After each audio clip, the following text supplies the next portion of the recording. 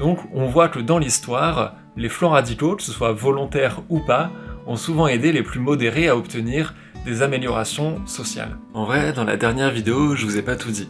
Je parlais des modérés et des radicaux comme étant des groupes ayant des tactiques différentes. Mais parfois, ces deux groupes-là n'ont pas le même objectif.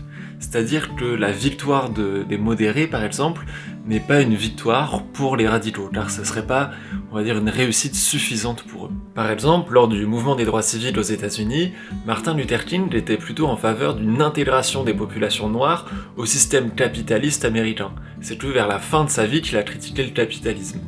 Alors que Malcolm X, lui, était pour un État noir indépendant, autodéterminé et en dehors du système capitaliste. La situation en Inde pendant la décolonisation, elle est un peu similaire.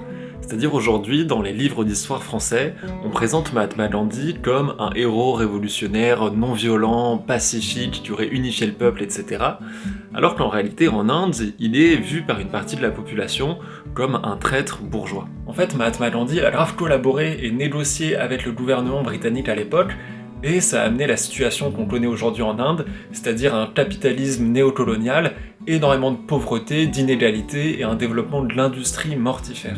Et en fait, en parallèle de Mahatma Gandhi, il y avait d'autres figures très connues et plus appréciées du peuple, comme notamment Bhagat Singh. C'était un révolutionnaire qui faisait des attentats et des assassinats envers des hauts dirigeants, et lui, à l'époque, il est vraiment, et même aujourd'hui, il est considéré beaucoup plus comme un héros révolutionnaire et émancipateur.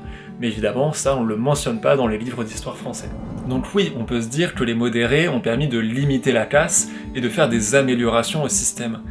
Mais on peut aussi se dire qu'ils ont sapé les élans révolutionnaires en permettant de négocier avec l'État, et donc de conserver le système industriel actuel en faisant juste quelques réformes.